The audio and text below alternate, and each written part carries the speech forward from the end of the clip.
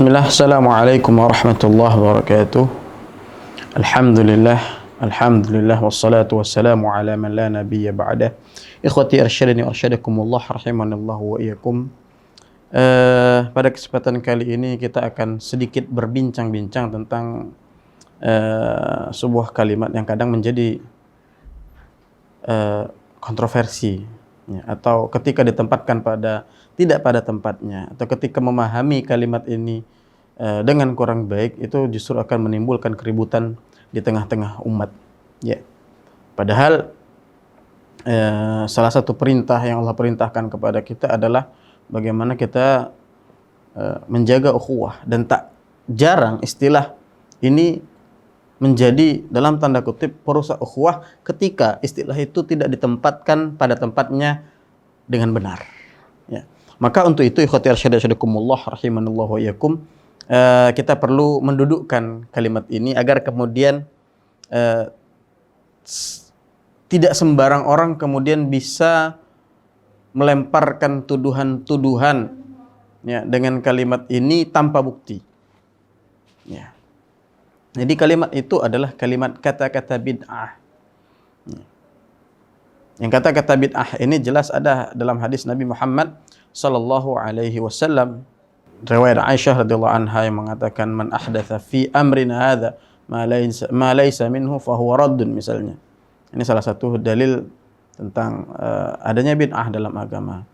Atau dalil yang amat sangat masyhur sekali, ya, fa in asdaqal hadits kitabullah wa khairul hadi hadi Muhammadin sallallahu alaihi wasallam wa syarrul umuri muhdatsatuha wa kullu muhdatsatin bid'ah wa kullu bid'atin dhalalah. Jadi kata bid'ah ini merupakan sebuah kata yang ada, ya, dalam lafaz-lafaz hadis dari Nabi Muhammad sallallahu alaihi wasallam. Ya. Lantas bagaimana kita memahami kata ini? Ya. Yang pertama, kita harus mengurainya dulu dari sisi bahasa. Ya, jadi bid'ah itu secara bahasa itu adalah ismul hay'ah. Ya, ismul hay'ah ala wazni fi'lah. Bid'ah fi'lah. Secara bahasa al-bad'u, ya, al-bad'u itu masdar dari kata bid'ah itu sendiri, itu adalah bermakna ibtida'u syai'in, ya, laisa lahu mithalun sabik. Ibtida'u syai'in laisa lahu mithalun sabik, atau ibtida'u syai'in la sabiqa lahu. Jadi memulai suatu perkara, ya, yang belum pernah dilakukan, yang belum ada pendahulunya, ya. Itu adalah apa? Itu adalah al-bad'u, ya. Kalau al-bid'u yaitu sesuatunya itu, ya. Jadi sesuatu yang dia ada pertama kali, ya, sesuatu yang dia ada pertama kali itu disebut al-bid'u. Dari sini kita pahami firman Allah Subhanahu wa taala yang mengatakan, ketika Nabi mengatakan ma kuntu bid'am minar rusul. Ya. Saya bukan nabi pertama kali, kurang lebih arti bebasnya seperti itu. Saya bukan nabi pertama kali. Jadi ikhwati arsyadakumullah rahimakumullah, ini secara bahasa, tinjauan bahasa makna kata bid'ah. Itu segala sesuatu yang dilakukan pertama kali atau belum ada contoh sebelumnya. Itu secara bid'ah.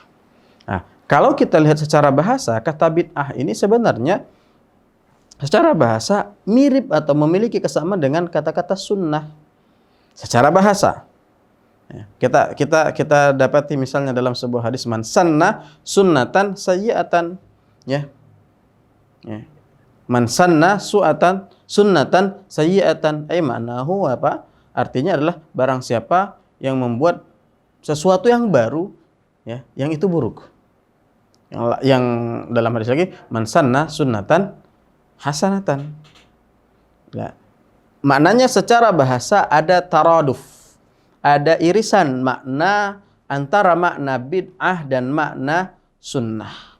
Sama-sama dia adalah ibtida'ut tariqi la sabiqa lahu, ya, yaitu memulai jalan, ya, sesuatu yang tidak ada pendahulunya.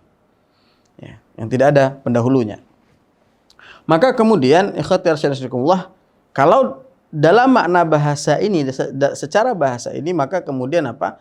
Bid'ah dan sunnah itu kemudian secara bahasa dia adalah sebuah kata yang umum. Bisa bermakna sesuatu hal yang sifatnya pujian, ya. Bisa bermakna sesuatu yang sifatnya celaan. Ya. Itu madah atau dzam, pujian atau celaan. Ya. Pujian atau celaan. Namun ketika kemudian ya kita membawa pada lafaz syar'i misalnya, maka kita akan mendapati misalnya bid'ah itu ya penggunaannya identik dengan apa? Dengan sesuatu hal yang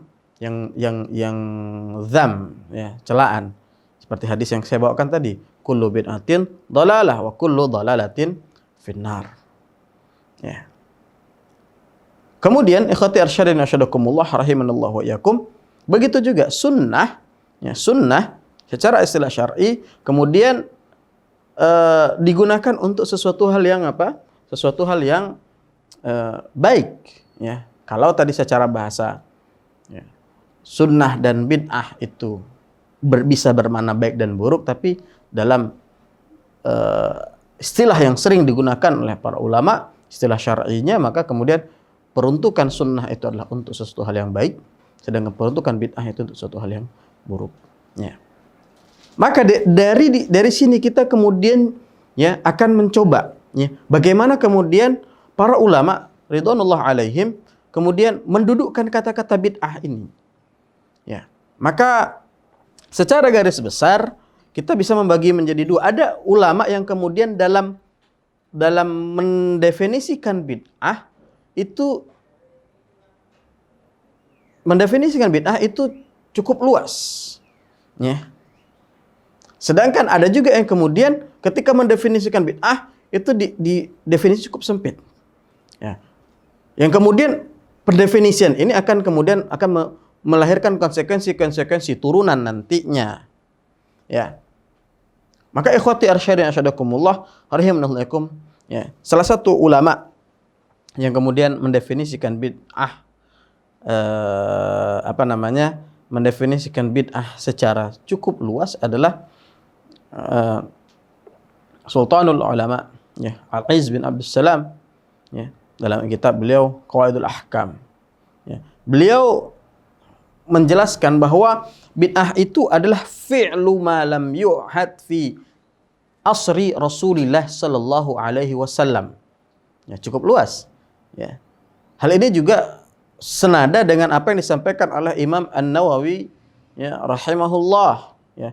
Imam An-Nawawi rahimahullah juga beliau menyampaikan bahwa ya bid'ah itu adalah ya senada dengan yang disampaikan oleh Al-Izz bin Abdus Salam. Beliau mengatakan malam yakun fi ahdi Nabi sallallahu alaihi wasallam. Ya.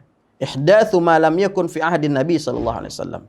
Yaitu mengadakan sesuatu yang tidak pernah terjadi di masa Nabi Muhammad sallallahu alaihi wasallam. Ini cukup umum. Itu fi'lu ma lam yu'had fi ahdi Nabi sallallahu alaihi wasallam. Ya. Maknanya apa? Maknanya, ya, pengertian syar'i. Ya. Pengertian syar'i dari seperti Imam Al-Izz bin Abdus Salam tadi itu lebih dekat kepada makna lughawi. Ya, lebih dekat kepada makna lughawi. Ya, sehingga nanti konsekuensinya adalah ya bid'ah kemudian apa? Bisa diturunkan ke dalam bid'ah hasanah dan bisa diturunkan juga ke dalam bid'ah ya sayyi'ah atau bid'ah munkarah. Nah, ini kita harus melihat ya bagaimana para ulama mendefinisikan ta'rif ini, mendefinisikan kata bid'ah ini, kemudian yang dari definisi itu akan lahir konsekuensi turunan. Ya. Maka dari sini kita akan melihat bagaimana nanti ya para ulama pada yang mendefinisikan bid'ah itu hanya terbatas pada mendefinisikan secara luas, maka dia ketika akan membagi bid'ah dan nanti akan mengatakan bid'ah itu ada yang bid'ah hasanah dan ada bid'ah yang dhalalah, ya. Seperti itu. Ya. Kemudian, ikhwati arsyadakumullah, kelompok yang kedua, ya, para ulama ya, rahimahumullahu jami'an, bahwa mereka mendefinisikan bid'ah, ya, dengan definisi yang sempit. Ya. Ya. Seperti misalnya adalah siapa? Adalah Ibnu Rajab Al-Hambali. Ya, Ibnu Rajab Al-Hambali, ya, beliau mengatakan ma uhditsa mimma la asla lahu fi syariah. Itu adalah bid'ah. Ma uhditsa, segala sesuatu yang diada-adakan, ya, mimma la asla, tidak ada asalnya. Lahu fi syariah, dalam agama. Ini pembatasan fi syariah. Ya.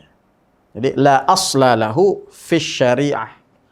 Maknanya ini membatasi pada ruang lingkup syariah. Maknanya domain agama, ya, ibadat dan lain sebagainya, ya. Begitu juga Syekhul Islam Ibnu Taimiyah, ya, dalam Majmu' Fatwa beliau mengatakan ma khalafatil kitab wa sunnah, ya, au ijma' as-salaf minal i'tiqadat wal ibadat. Ya, jadi segala sesuatu yang menyelisihi Al-Qur'an, as-sunnah, ya, atau ijma'nya para salaf, baik itu bersifat keyakinan, ya, atau kemudian bersifat ibadah. Ya, di sini kemudian Ibnu Taimiyah membatasinya, baik itu pada hal-hal yang sifatnya keyakinan ataupun sifatnya ibadah. Maka, ya, nanti kalau dalam menurunkannya seperti Syekhul Islam Ibnu Taimiyah sendiri, beliau mengatakan kalau bid'ah itu, ya, yang ada hanya dhalalah. Jadi ketika beliau memahami lafaz kullu bid'atin dhalalah, yaitu memang, ya, bid'ah yang kemudian beliau maksudkan ini, ya, yaitu setiap perkara yang tidak ada asalnya, yang tidak ada sumbernya, baik dari kitab, sunnah, ya, kemudian ijma' salaf dalam masalah akidah, masalah keyakinan, maupun dalam masalah ibadah, ya. Maka ketika Ibnu Taimiyah mengatakan bahwa yang ada bid'ah itu mazmumah, itu batasannya pada hal ini. Ya, batasannya pada hal ini. Maka jangan kemudian nanti diilzam, ya. Jangan kemudian dipaksakan, loh, ya, kullu bid'atin dhalalah, berarti nanti segala sesuatu yang baru. Kadang saya pernah mendapatkan sebuah dialog yang cukup, ya, orang yang agak, ketika disebutkan mana kata bid'ah ada resistensi, sampai dia mengatakan, lu apa bid'ah, katanya gitu. Mukalah itu bid'ah, nggak ada di zaman Nabi. Sampai, maksud saya, ya, hal-hal seperti ini kan seharusnya tidak perlu terjadi. Ya, ketika kita memahami posisi para ulama, bagaimana para ulama mendefinisikan bid'ah dan lain sebagainya. Ya. Jadi ikhwati arsyadakumullah, ini penting. Ya. Jadi mengetahui adanya para ulama yang mendefinisikan bid'ah seperti ini, ya. Ada juga yang mendefinisikan seperti ini. Ya. Maka ini penting. Ya. Dan salah satu imam mazhab yang tadi membagi bid'ah, ya, berarti kita masuk kepada pembahasan selanjutnya. Kalau tadi definisi, sekarang apakah kemudian ada bid'ah hasanah atau, ya, tidak ada bid'ah hasanah, adanya hanya bid'ah mungkarah atau adanya bid'ah dhalalah. Ya. Maka dalam hal ini contoh, ya, saya katakan ulama terbagi dua tadi, karena definisi terbagi dua tadi, ulama juga terbagi dua. Ya. Apakah ada bid'ah hasanah atau tidak? Ya. Salah satu imam mazhab, ya, yang mazhab beliau banyak tersebar di Indonesia, itu adalah Al-Imam Syafi'i rahimahullah. Ya. Beliau yang lahir pada tahun 150 Hijriah, wafat pada tahun 204. Ya, pengarang kitab Ar-Risalah, ya, pemilik dua qaul, ya. Qaul qadim itu adalah ketika beliau di Irak, dan qaul jadid itu ketika beliau berada di Mesir, ya. Qaul qadim itu dalam kitab beliau Al-Hujjah, sedangkan pada qaul jadidnya pada kitab beliau Al-Um, yang mana mazhab Imam Syafi'i termasuk mazhab yang persebarannya paling banyak, ya, di dunia. Ya. seperti daerah Mesir, Yaman, Syam, dan Asia Tenggara lah secara umum. Itu persebaran mazhab Imam Syafi'i rahimahullah. Imam Syafi'i rahimahullah itu adalah termasuk ulama, ya, imam mazhab yang kemudian membagi bid'ah itu menjadi dua. Ya. Membagi bid'ah itu menjadi dua. Ada bid'ah hasanah dan ada bid'ah yang mungkar. Dalam sebuah perkataannya, ya, ini diriwayatkan oleh Imam Al-Baihaqi dalam Manaqib Asy-Syafi'i, Manaqib Imam Syafi'i. Ya, Imam Al-Baihaqi meriwayatkan sebuah perkataan dari Imam Syafi'i dalam membagi bid'ah. Ya. Imam Syafi'i mengatakan, al-muhdatsatu minal umuri dorban. Ya. Al-muhdatsatu minal umuri dorban. Jadi perkara-perkara yang baru itu ada dua jenis. Kata Imam Syafi'i mengatakan, ya, ma uhditsa, ya, yukhaliful kitaba was sunnata, ya, au ijma'an, yukhalifu kitaban au sunnatan au ijma'an fahadhihi dhalalah. Itu perkataan Imam Syafi'i, ya. Jadi perkara-perkara baru itu terbagi menjadi dua, ya. Yang pertama adalah, ya, perkara baru yang menyelisihi Al-Qur'an, menyelisihi sunnah, dan menyelisihi ijma'. Maka kemudian kata Imam Syafi'i, fahadhihi dhalalah. Ini bid'ah yang dhalalah. Inilah bid'ah yang tersesat. Ya, cuman sedikit saya garis bawahi di sini. Ketika para ulama mengatakan ini menyelisih Al-Qur'an, As-Sunnah ataupun ijma', jangan dipahami bahwa, ya, ketika sesuatu tidak ada teks hadisnya, ya, atau teks ayatnya, maka sesuatu itu bid'ah. Ya. Jadi harus dipahami bahwa nususul wahyi, Al-Qur'an dan As-Sunnah itu dipahami melalui usul fiqh, ya, sehingga kemudian lahirlah hukum-hukum dan lain sebagainya. Dan ini adalah, ya, nanti kalau dalam fikih nanti ada namanya takhrijul furu' 'alal usul, kemudian takhrijul furu' 'alal furu', bagaimana, ya, perkara-perkara yang belum ada hukumnya kemudian diambil dari furu' fikhi yang sudah ada, yang sudah difatwakan sebelumnya. Nah, itu takhrijul furu' 'alal furu' misalnya. Ya. Nanti bagaimana takhrijul furu' 'alal usul? Bagaimana kaidah-kaidah usul yang disusun disusun oleh para ulama tadi, kemudian dari situ dikeluarkan sebuah hukum fikih untuk perkara-perkara yang belum ada hukumnya misalnya. Jadi itu maknanya. Jangan dipahami secara letterlek, ya. Ini nggak ada hadisnya, nggak ada Qur'annya, nggak ada hadisnya. Al-Qur'an itu dipahami melalui apa? Melalui metodologi para ulama. Ya. Al-Qur'an, sunnah itu juga dipahami melalui apa? Melalui metodologi para ulama. Ya. Ada nanti namanya al-amru, ya. Apakah perintah itu, fil amr itu, apakah al-amr itu yufidul ijab misalnya. Kalau amar apakah wajib atau yufidul istihbab misalnya. Apakah ini ada mutlak, ada muqayyad, ada am, ada takhsis. Mana lafaz syar'i itu jangan kemudian kita pahami tadi, ya, ketika nggak ada hadisnya, nggak ada Qur'annya, nggak ada sunnahnya, nggak ada ijma'nya, berarti kemudian perkara itu kita anggap bid'ah. Enggak. Ya. Maka dalam hal ini kita akan untuk mengetahui itu berat. Apakah suatu perkara itu tidak ada dalilnya atau tidak? Ya. Itu nanti bagaimana para ulama bisa saja berbeda pendapat dalam masalah menentukan apakah sebuah perbuatan itu bid'ah atau tidak. Itu nanti maknanya itu perkara yang berat. Ya. Maka bagi kita yang tidak, taklid kepada para ulama. Ya. Kemudian ikhwati arsyadin asdakumullah rahimanallah wa iyyakum. Ya, tadi kita lanjutkan perkataan Imam Syafi'i rahimahullah. Ya. Kemudian Imam Syafi'i melanjutkan, ya, ma uhditsa, ya, minal khair. Ma uhditsa minal khair. Adapun perkara-perkara yang diada-adakan minal khair, yang dia adalah perkara baik, ya. Oke? Ya, la khilafa fihi, yang mana dia tidak bertentangan dengan apa? Ya, dengan salah satu dari yang 3 disebutkan tadi, ya.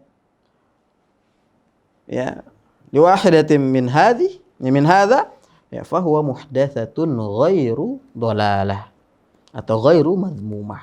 Maka ini adalah bid'ah, perkara baru yang tidak tercela. Maknanya di sini Imam Syafi'i, ya kalau mau kita ambil bahwa beliau mensyaratkan 2. Pertama adalah perkara yang baik, ya, al-khair. Kemudian yang kedua tidak bertentangan dengan ya Al-Qur'an dan As-Sunnah. Ini adalah apa? Ini adalah perkataan Imam Syafi'i yang kemudian membagi bid'ah menjadi bid'ah hasanah dan bid'ah sayyi'ah. Ya. Bid'ah madhmumah dan bid'ah mahmudah. Ya. Adapun kemudian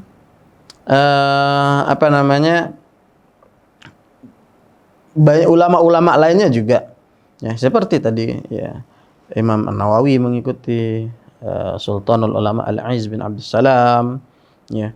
Kemudian Ibnu Hazm juga, kemudian Al-Ghazali, kemudian Ibnul Jauzi, itu termasuk ulama-ulama yang kemudian tadi, ya, membagi bid'ah menjadi bid'ah hasanah dan bid'ah sayyi'ah. Ya. Adapun para ulama yang kemudian membagi bid'ah, udah, ya bid'ah hanya ada satu, yaitu bid'ah dhalalah. Nah, bid'ah dhalalah itu bid'ah sesat. Tentunya tadi yang yang mendefinisikan bid'ah dalam makna yang sempit itu tadi. Dengan definisi yang sempit itu tadi. Ya. Cara berpikirnya seperti urutannya seperti itu. Ya. Sehingga menurut saya jangan sampai kemudian kita zalim. Ya. Kita zalim. Maknanya apa? Kita mengilzam. Ya, mengilzam para ulama yang ya istilahnya dalil atau apa dengan sesuatu yang tidak mereka katakan tadi, kayak ya, masa mobil kemudian dikatakan bid'ah, padahal ulama yang mengatakan padahal ulama yang istilahnya berpendapat kullu bid'atin dhalalah itu tadi membatasi dhalalah itu, kalau seperti Syekhul Islam Ibnu Taimiyah membatasinya pada apa? Pada keyakinan dan ibadah. Ya, yang tidak ada sumbernya dari Al-Qur'an, Sunnah ataupun ijma'. Ya, jadi itu. Ya, jadi itu. Maka kemudian di kelompok kedua ini juga istilahnya juga banyak kemudian para ulama yang berpendapat seperti itu. Ya, seperti Al-Imam Al-Khattabi, kemudian Ibnul Arabi, ya, penulis tafsir Al-Jami' Al-Ahkamil Quran. Ya. Kemudian ya Ibnu Taimiyah sendiri, misalnya Ibnu Rajab Al-Hambali, ya sahibut tafsir Ibnu Katsir sendiri. Ya, maknanya ada 2 ittijah dalam hal ini. Ya, ada 2 ittijah dalam hal ini. Maka kemudian ikhwati arsyad sadakumullah rahimanallahu wa iyyakum, maka ini hal yang perlu kemudian kita pahami. Ya, bangunannya tuh seperti itu. Sehingga kenapa kemudian saya katakan ketika kita mengetahui bahwa oh ternyata ulama ada yang membagi bid'ah seperti ini, ada yang membagi bid'ah seperti ini misalnya. Ada yang memahami mendefinisikan bid'ah dengan definisi yang luas. Sehingga konsekuensinya nanti bid'ah itu dibagi menjadi apa? Bid'ah hasanah dan bid'ah sayyi'ah. Sedangkan ada yang kemudian mendefinisikan dengan sempit sehingga tadi menurutnya ya tadi bid'ah yang dhalalah. Ya. Maka kemudian bagaimana? Hal ini juga lah yang kemudian akan membuat para ulama, contoh ya. Kan ada nanti kemudian pengumpulan Al-Quran misalnya pada masa Abu Bakar As-Siddiq. Ya, kemudian dilanjutkan dituntaskan pada masa Utsman bin Affan. Ya. Itu apakah itu bid'ah? Maka dikembalikan lagi. Ya, dikembalikan lagi kepada pengertian tadi. Yang berpendapat bahwa bid'ah itu luas, itu menganggap itu sebagai bid'ah dan dimasukkan ke dalam kategori bid'ah wajibah, bid'ah yang wajib. Ya. Inisiatif Abu Bakar As-Siddiq radhiyallahu anhu yang kemudian mengumpulkan Al-Qur'an setelah banyaknya para hufaz ya pada gugur pada perang Yamamah ya. Maka itu dimasukkan ke dalam kategori bid'ah wajibah. Ya. Sedangkan kelompok yang kedua tidak melihat itu sebagai bid'ah. Misalnya, itu dinamakan sebagai sunnatul khulafa ar-rasyidin misalnya. Ya. Atau kemudian apa yang dilakukan oleh sahabat Umar bin Khattab radhiyallahu anhu ketika kemudian Umar bin Khattab ya radhiyallahu anhu mengumpulkan manusia pada salat tarawih. Ya. Jadi pada masa Nabi Muhammad SAW ya kan 3 hari awal itu Nabi salat bersama manusia bersama para sahabat. Ya. Sampai kemudian Nabi tidak keluar lagi karena khawatir ya salat ini akan diwajibkan kepada umatnya. Kekhawatiran Nabi ya itu kemudian berlangsung kemudian berlangsung para sahabat di tarawih salat tarawih salat tahajud ya sendirian ya. Sampai pada masa Abu Bakar, sampai pada Umar melihat ya satu ini orang berpencar-pencar salat di masjid. Maka kemudian Umar mengumpulkan para sahabat dengan satu imam. Ya, imamnya diantaranya adalah sahabat Ubay bin Ka'ab. Ya. Maka kemudian Umar mengatakan ni'matil bid'atu hadhihi, kata Umar. Ya. Sebaik-baik bid'ah itu ini. Nah, yang mengatakan itu adalah bid'ah, ya, yang mendefinisikan bid'ah secara luas, dia mengatakan ini apa? Ni'matul bid'ah hadhihi. Oh, ini bid'ah mandubah. Bid'ah yang sunnah. Sedangkan kemudian yang mengatakan bahwa bid'ah dalam artian yang sempit, itu bukan bid'ah. Kenapa? Karena ada aslun fi syara, yaitu apa? Ketika ya Rasul pertama kali dengan para sahabat ya, salat berjamaah beberapa hari. Ya, itu kan ada asalnya. Nah, ada asalnya. Kemudian apa? Kemudian yang dilakukan Umar itu bukan suatu hal yang tanpa dasar. Ada dasarnya, Nabi melakukannya. Sehingga ya, bid'ah yang dimaksud Umar bin Khattab ya, pada kelompok yang kedua ini mengatakan itu adalah bid'ah secara makna bahasa. Bukan bid'ah dalam pengertian syar'i. Ya. Jadi hal-hal seperti ini ikhwati arsyadakumullah rahimanallahu wa iyyakum, ini perlu kita pahami. Ya. Perlu kita pahami bahwa tidak semua misalnya segala perkara itu yang tidak ada dilakukan secara jelas ya, pada masa Nabi itu kemudian ketika dilakukan setelah Nabi itu bid'ah. Enggak ya. Karena ada hal-hal yang sifatnya bukankah kehidupan manusia itu sifatnya dinamis, berkembang, sehingga muncul kasus-kasus. Disitulah kemudian para ulama di setiap masanya dengan ilmu yang mereka miliki, dengan kaidah yang mereka miliki, ya mereka beristihad. Ya, mereka beristihad. Kemudian lahirlah kemudian, oh ini dimasukkan dalam kategori bid'ah hasanah. Oh ini bid'ah mungkarah. Oh ada yang kemudian masukkan, oh ini bid'ah. Oh ini bukan bid'ah dan lain sebagainya. Nah, ini memberikan kepada kita sebuah cara berpikir. Maka dalam konteks ini silahkan Anda mau taklid kepada siapa misalnya. Misalnya ya, kita belajar misalnya fikih Syafi'i. Ya, yang kemudian kita lihat tadi imam mazhabnya membagi bid'ah hasanah. Kalau Anda dalam hal ini bertaklid kepada Imam Syafi'i, tafadhal. Silahkan. Ya. Kalau kemudian Anda bertaklid kepada yang lainnya yang mendefinisikan seperti Syekhul Islam Ibnu Taimiyah, kemudian tentunya sebelumnya, ya silahkan. Ya. Cuman pesan saya tadi, ketika kita memahami bangunan ini, ya kata-kata, ya tuduhan terhadap orang lain, pelaku bid'ah dan lain sebagainya, ini harus juga kita rem. Ya. Karena bisa saja suatu perkara itu bid'ah menurut satu ulama, tidak menurut ulama lainnya. Karena ulama ini Ya. Karena ulama yang mengatakan itu bid'ah, ya, itu dia tidak memandang bahwa perkara ini tidak ada asal dalam syariatnya. Sedangkan ulama yang memandang itu bukan bid'ah, atau jika tadi dikatakan bid'ah yang mandubah atau masuk kategori bid'ah mubahah misalnya, ya, itu dilihat sebagai apa? Oh, ada asalnya misalnya. Contoh misalnya, ya, contoh misalnya apa namanya? Apakah kemudian bersalaman setelah sholat itu termasuk perkara bid'ah misalnya? Nah, ini kan penting kita pahami. Ya. Karena ulama mengatakan loh, sholat pertama adalah bersalaman itu disunahkan bagi orang yang datang, ya, salaman. Nah, kalau mereka ketemu di masjid ketika sholat, ketika ini nggak sempat, terus mereka salat, itu dimasukkan ke dalam kategori apa? Ya, bid'ah mubahah tadi.